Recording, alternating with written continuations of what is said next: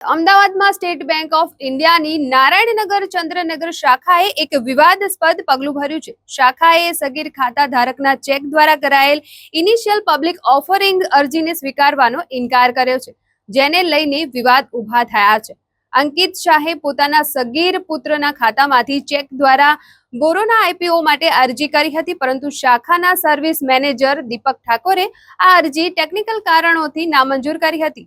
તેઓએ દલીલ આપી હતી કે નિયમો મુજબ સગીરના ખાતામાંથી આ પ્રકારનું ટ્રાન્ઝેક્શન માન્ય નથી. તેમ છતાં અન્ય બેંકો આવા ચેક આધારિત આઈપીઓ અરજીને મંજૂરી આપી રહી છે, જેથી પ્રશ્ન ઉઠી રહ્યો છે કે શું એસબીઆઈની દરેક શાખામાં અલગ અલગ નીતિ લાગુ પડે છે?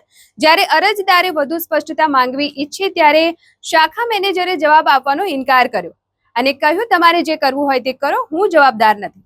અરજદારે હવે સ્ટોક એક્સચેન્જ અને રિઝર્વ બેંક ઓફ ઇન્ડિયામાં ફરિયાદ કરવાની તૈયારી દર્શાવી છે. આ ઘટનાએ ગ્રાહકોમાં બેન્કિંગ નીતિ અંગે અનેક પ્રશ્નો ઉભા કર્યા છે.